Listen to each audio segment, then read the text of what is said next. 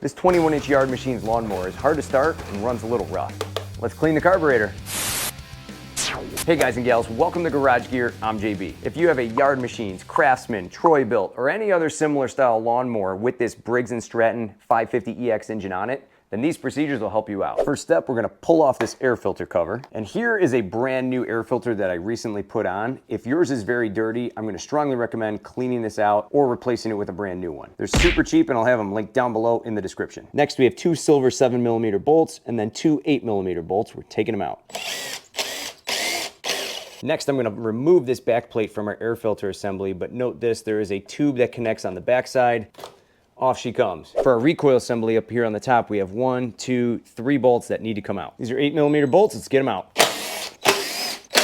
And the recoil just pops right off. Next, we're gonna disconnect our fuel line right here to the carburetor. Grab that clamp, slide it out of the way. Now what we're gonna do is unhook this line and drain the gas out. I set up my Forma funnel right underneath that fuel line, and if you don't have one of these, you can use a piece of tin foil. Use some pliers and twist that hose right off. She's almost there. There we go, she's off. We're draining gas right into our pan. Now what's really funny is these carburetors are not held on by very much. You have a linkage down here that runs across, and then a linkage up top that runs this way. Both of those have to be disconnected, and this whole carburetor will just come right off. So we're gonna pull this carburetor forward, and then we're going to disconnect the top linkage, and then the bottom one, which kind of hooks down like so, and your carburetor is now free. It's also important to note that you have two gaskets right here. Make sure that they go on in this order, the white gasket first, and then the black. Okay, let's get this carburetor on the workbench. And help clean up this video with the YouTube algorithm, would you mind hitting that like button? Thank you. Yes, the Garage Gal did make brownies in this earlier today, in case you're wondering. Now we only got to take a few things off here, and we got to get this bowl off the bottom. We have two 7mm bolts. Let's take them out. That's 1 and 2. Next up, we're taking a flathead screwdriver and just popping this bowl right off. Good, just like that. That's the inside of your carburetor. There's a little bit of junk floating around in here, not much. Float's working fine. Next, you see this pin here? We're gonna take some nail-nose pliers and just reach under and pop it out, just like that. Boom, there it is. Take this out, don't lose that pin or the needle, which has a... Don't worry, I got it. Don't lose this needle, set that aside. Then from here, here's our jet. We're gonna have to reach under and pop this out. Shouldn't take much effort with a flathead screwdriver, just like that. And out she comes. She's got a little dirt on the end there. Okay, let's get to cleaning. One thing that I always like to do that I find that helps is I take a little wire brush, pull a wire thread away, feed it in, and just kind of rub it around inside those holes, just like that. That's 1, that's 2, 3, and 4. Done. Next, we're going to take some standard carburetor cleaner and spray inside all these jets. First up, get it in. You can see it all coming right down that center hole. That's good. We got good flow. Then we're going to spray it back up this jet right here.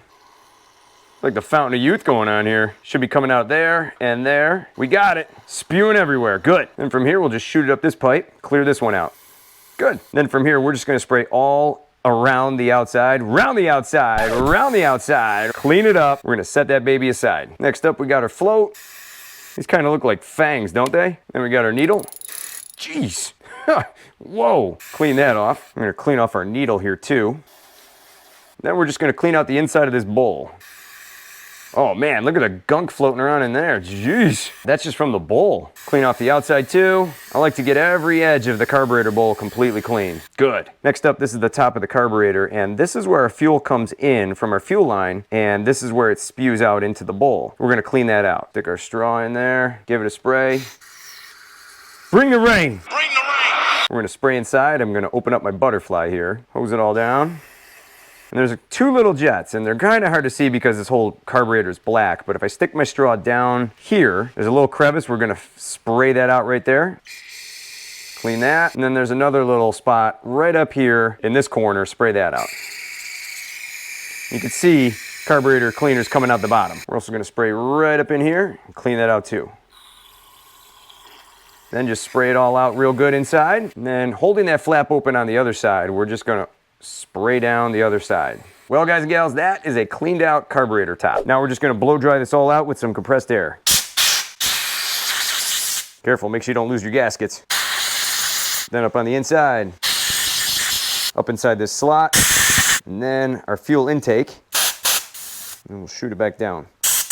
Cool. Now our bowl, clean and clear and under control, and our float, and then our jets. And then it never hurts to spray right up into these. That's cool. I can feel it coming right out the other ones. Yep, she's all clear. All right, let's quickly rebuild this thing. From here, we're gonna take our needle and slide that into this slot on the underside of the float like that. And then it's gonna drop right into this little chamber here. And we're gonna make sure our pin is in place too. And then from here, we're just gonna lock our pin right into these slots. You'll hear a good snap. Good.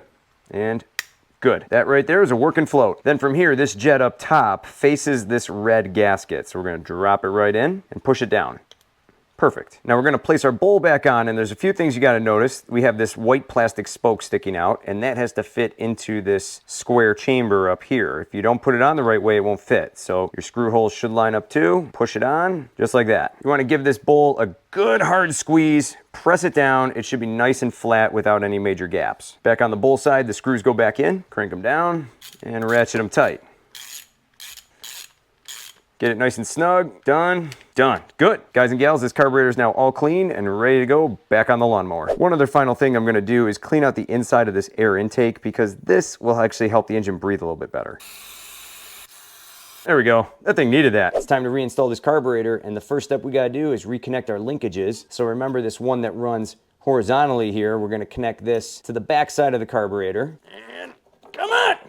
There we go. And then we're going to take our long linkage right here and drop it into the top. And she goes, tip it down. We have our gaskets in place on the back side of that tube. And then all we gotta do here is press it on. Make sure that you give this carburetor a good firm push to make sure it's all the way on. Next, you wanna reconnect your fuel line to the side of the carburetor. Push it all the way down. And from here, grab that clamp, slide it back into place. When we put this back plate on, we have this tube on the back and these two prongs. These two prongs go into this hole and this slot, and this tube connects up to this guy right here. We're gonna make sure that she lines up perfectly on the back. Push that on. Next, we're gonna send in our 7mm screws and then our two 8mm screws. That baby ain't going nowhere. We're gonna pop our recoil back into place.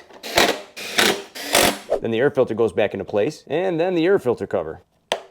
Good. That carburetor is now all cleaned out. Now there is absolutely no question that these engines run better with ethanol-free gas, so we're gonna pour some in. Good.